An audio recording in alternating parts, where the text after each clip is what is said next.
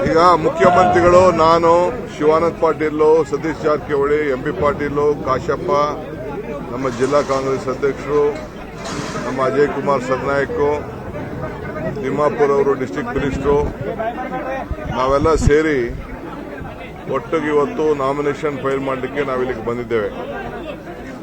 ಇಡೀ ಪಕ್ಷ ಒಮ್ಮತದಿಂದ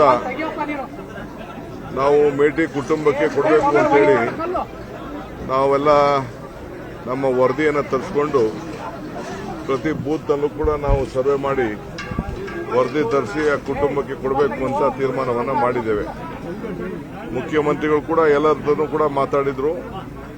ಸೊ ಪಕ್ಷ ಒಮ್ಮತದಿಂದ ನಮ್ಮ ಅಭ್ಯರ್ಥಿಯನ್ನು ನಾವು ಗ್ರಾಮೀಣ ಪ್ರದೇಶದಲ್ಲಿ ಮೇಟಿಯವರ ಪರವಾಗಿ ಕೆಲಸ ಮಾಡ್ತಾ ಇದ್ದಂಥ ಒಬ್ಬ ಯುವಕನಿಗೆ ಒಂದು ಅವಕಾಶವನ್ನು ನಾವು ಮಾಡಿಕೊಟ್ಟಿದ್ದೇವೆ. ನಮ್ಮ ಪಕ್ಷದ ಒಂದು ಸಂಪ್ರದಾಯದಂತೆ ನಾವು ಮಾಡ್ಕೊಂಡು ಬಂದಿದ್ದೇವೆ. ಎಲ್ಲ ವರ್ಗದ ಜನರು ಕೂಡ ಇವತ್ತು ನಮಗೆ ಸಹಾಯ ಮಾಡ್ತಾ ಇದ್ದಾರೆ. ಅನೇಕರು ಇವತ್ತು ಬಿಜೆಪಿಯಿಂದ ಕೂಡ ನಮ್ಮ ಪಕ್ಷಕ್ಕೆ ಬರಲಿಕ್ಕೆ ಬಹಳ ಜನ ಎಲ್ಲ ನನ್ನ ಹತ್ರ, ಮುಖ್ಯಮಂತ್ರಿಗಳ ಹತ್ರ ಮತ್ತು ನಮ್ಮ ಡಿಸ್ಟ್ರಿಕ್ಟ್ ಲೀಡರ್ಸ್ ಹತ್ರ ಎಲ್ಲ ಕೂಡ ಮಾತಾಡಿದ್ದಾರೆ. ನಾವನ್ನೆಲ್ಲ ಕೂಡ ನಾವು ಸೇರಿಸ್ಕೊಳ್ಳುವಂಥ ಕೆಲಸವನ್ನು ನಾವು ಮಾಡ್ತಾ ಇದ್ದೇವೆ. ಕಳೆದ ವಾರ ನಾವು ನಮ್ಮ ಇಂಡಿಪೆಂಡೆಂಟ್ ಆಗಿ ನಿಂತ್ಕೊಂಡಂತ ಚರಂತಿಮಠ್ ಮನೆಗೆ ಕೂಡ ನಾವು ಭೇಟಿ ಮಾಡಿ ಅವರು ಕೂಡ ನಮಗೆ ಈ ಒಂದು ಎಲೆಕ್ಷನ್ಗೆ ಅವರು ಕೂಡ ಕಳೆದ ಚುನಾವಣೆಯಲ್ಲಿ 10,000 ವೋಟ್ ತೆಗೆದುಕೊಂಡಿದ್ರು. ಅವರು ಕೂಡ ನಮಗೆ ಬೆಂಬಲವನ್ನು ಕೊಡಲಿಕ್ಕೆ ನಮ್ಮ ಜೊತೆ ಸೇರಿ ಕೆಲಸ ಮಾಡಲಿಕ್ಕೆ ಅವರು ಒಪ್ಪಿದ್ದಾರೆ. ಅವ್ರ ಜೊತೆಯಲ್ಲಿ ಇನ್ನ ಸುಮಾರು 100 ಜನ ಕಾರ್ಯಕರ್ತರು, ಮುಖಂಡರು ಕೂಡ ನಮ್ಮ ಪಕ್ಷಕ್ಕೆ ಸಹಾಯವನ್ನು ಮಾಡ್ತಾ ಇದ್ದಾರೆ. ಮೇಟಿ ಅವರ ದೂರದೃಷ್ಟಿಯ ಕನಸು ಇಲ್ಲೊಂದು ಸಿಟಿಗೆ, ಆರೋಗ್ಯ ಕ್ಷೇತ್ರಕ್ಕೆ ನಾವು ಒಂದು ಹೊಸ ರೂಪ ಕೊಡಬೇಕು, ಸಾರ್ವಜನಿಕರಿಗೆ ಸಹಾಯ ಆಗಬೇಕು ಅಂತೇಳಿ ಫ್ರೀ ಹಾಸ್ಪಿಟಲ್ ಆಗಬೇಕು ಅನ್ನೋದು ಅವರ ಆಸೆ, ಹೋರಾಟ ಎಲ್ಲ ಕೂಡ ಇತ್ತು. ಅದನ್ನು ಮುಖ್ಯಮಂತ್ರಿಗಳು ಮತ್ತು ನಮ್ಮ ಸರ್ಕಾರ ನಾವೆಲ್ಲ ಸೇರಿ ಅವರ ಆಸೆಯನ್ನು ಈಡೇರಿಸಿದ್ದೇವೆ. ಅವರು ಜನರಿಗೋಸ್ಕರ ಕೇಳ್ತಾ ಇದ್ರು. ಇದಲ್ಲದೆ ಅವರು ಕೂಡ ನಮ್ಮ ಜಿಲ್ಲಾ ಎಲ್ಲ ನಾಯಕರುಗಳ ಜೊತೆ ಸೇರಿ ಅವರು ಕೂಡ ರೈತರಿಗೆ ಇವತ್ತು ಏನು ಒಂದು ಪರಿಹಾರವನ್ನು ಕೊಡಬೇಕು ಮುಳುಗಡೆ ಪ್ರದೇಶದಲ್ಲಿ ಅಂತ ಏನು ಕೇಳಿದ್ರು, ಅದಕ್ಕೂ ಕೂಡ ಒಂದು ಶಾಶ್ವತವಾದಂಥ ಒಂದು ಪರಿಹಾರವನ್ನು ಕೊಡಲಿಕ್ಕೆ ಒಂದು ಕನ್ಸೆಂಟ್ ಅವಾರ್ಡ್ ಅನ್ನು ಮಾಡಿ ಅದಕ್ಕೂ ಕೂಡ ಇವತ್ತು ನಾವು ಅವ್ರಿಗೆಲ್ಲ ಒಂದು ಸಹಾಯವನ್ನು ಮಾಡುವಂಥ ಕೆಲಸ ಮಾಡ್ಕೊಂಡು ಬಂದಿದ್ದೇವೆ. ಈ ನಗರ ಬಹಳ ಪ್ಲ್ಯಾಂಡ್ ನಗರ, ಇದು ಬಹಳ ಸ್ವಚ್ಛತೆಯಿಂದ ಬಹಳ ಬೆಂಗಳೂರು ನಗರಕ್ಕೆ ಯಾವ ರೀತಿ ಒಂದು ರೂಪ ಕೊಟ್ಟಿದ್ದೇವೆ ಅದಕ್ಕಿಂತ ಚೆನ್ನಾಗಿ ಇವತ್ತು ಈ ಹೊಸ ಟೌನ್ಶಿಪ್ಪು ಇಲ್ಲಿ ಕಾರ್ಯರೂಪ ಮೊದಲಿಂದ ಕೂಡ ಮಾಡ್ಕೊಂಡು ಬಂದಿದೆ.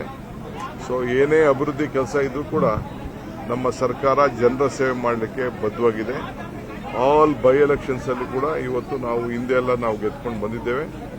ಇದು ಕೂಡ ನಮಗೆ ಎಲ್ಲ ಥರದ ಏನು ಗೆಲುವಿಕೆ ಎಲ್ಲ ಥರದ ಸೂಚನೆಗಳು ನಮಗೆ ಇವೆ. ಸೊ ನಮ್ಮ ಸೀಟನ್ನು ನಾವು ಉಳಿಸ್ಕೊಳ್ತೇವೆ.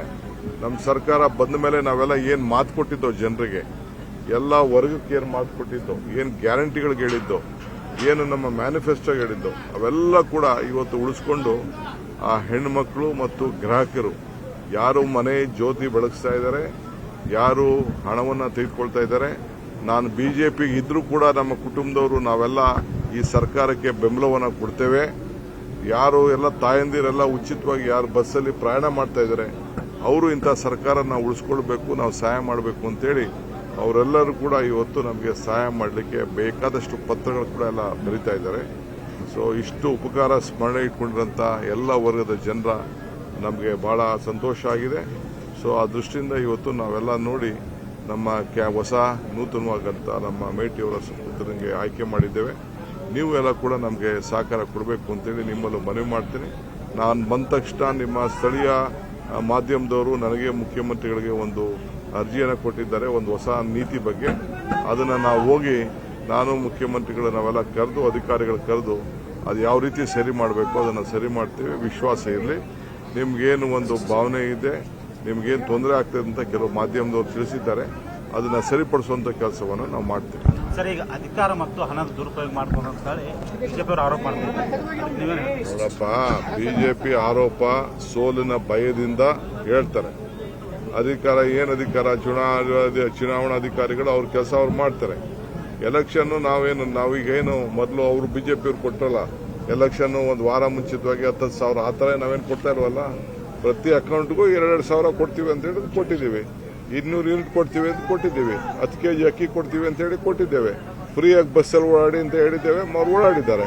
ಅದು ನಮ್ಮ ಕೊಟ್ಟ ಮಾತು ನುಡಿದಂತೆ ನಡೆಯುವಂತ ಈ ಬಸವಣ್ಣನ ನಾಡಿನಲ್ಲಿ ಅವರ ಮಾತಿನಂತೆ ನುಡಿದಂತೆ ನಡೆದಿದ್ದೇವೆ. ಇದು ನಮ್ಮ ಶಕ್ತಿ. ಅವ್ರಿಗೆ ಅಧಿಕಾರ ಇತ್ತಲ್ಲ, ಹಿಂದೆ ಯಡಿಯೂರಪ್ಪನವ್ರ ಸರ್ಕಾರ ಆಯಿತು, ಬೊಮ್ಮಾಯಿ ಸರ್ಕಾರ ಆಯಿತು, ಶೆಟ್ಟರ್ ಸರ್ಕಾರ ಆಯಿತು. ಆಗೇನಾದ್ರು ಇಂಥದ್ದು ಯಾವ್ದಾದ್ರು ಒಂದು ಕಾರ್ಯಕ್ರಮ ಅವ್ರು ಮಾಡಿದ್ರ? ಯಾರು ಒಬ್ಬರ ಹೆಣ್ಮಗಳಿಗೆ ಏನಾದ್ರು ಒಂದು ಸಹಾಯ ಆಗಿತ್ತಾ? ಯಾರು ಯುವಕರಿಗೆ ಸಹಾಯ ಆಗಿತ್ತಾ? ಮನೆಗೆ ಏನಾದ್ರು ಅಕ್ಕಿ ಕೊಟ್ಟಿದ್ರ? ಏನು ಮಾಡೋಕ್ಕಾಗಲಿಲ್ಲ. ನಾವು ಕೊಟ್ಟಿದ್ದೇವೆ, ಜನ ನಮ್ಗೆ ಆಶೀರ್ವಾದ ಮಾಡಲಿಕ್ಕೆ ಬದ್ಧರಾಗಿದ್ದಾರೆ. ಅದಕ್ಕೆ ನಮ್ಮ ಬೈ ಎಲೆಕ್ಷನ್ ಅಲ್ಲಿ ಬೊಮ್ಮಾಯಿ ಸುಪುತ್ರನ ಸೋಲಿಸಿದ್ರು, ಕುಮಾರಸ್ವಾಮಿ ಸುಪುತ್ರನ ಸೋಲಿಸಿದ್ರು, ಸಂಡೂರಲ್ಲಿ ಸೋಲಿಸಿದ್ರು. ನಮ್ಮ ಸೀಟ್ ನಮ್ಗೆ ಗೆಲ್ಸ್ಕೊಟ್ಟಿದ್ದಾರೆ. ನಿರ್ಭೀತ, ನಿಷ್ಪಕ್ಷಪಾತ, ವಿಶ್ವಾಸಾರ್ಹ ಸುದ್ದಿಗಳಿಗೆ ಹೆಸರಾಗಿರುವ ನ್ಯೂಸ್ 18 ಕನ್ನಡ ಈಗ ಆಪ್ನಲ್ಲೂ ಲಭ್ಯವಿದೆ. ದಯವಿಟ್ಟು ಇಲ್ಲಿರುವ QR ಕೋಡ್ನ ಸ್ಕ್ಯಾನ್ ಮಾಡಿಕೊಂಡು ಆಪ್ ಡೌನ್ಲೋಡ್ ಮಾಡೋದಕ್ಕೆ ಮರಿಬೇಡಿ. ನಿಮ್ಮ ಬೆಂಬಲ ಹೀಗೆ ಸದಾ ನಮ್ಮೊಂದಿಗಿರಲಿ. ಧನ್ಯವಾದ.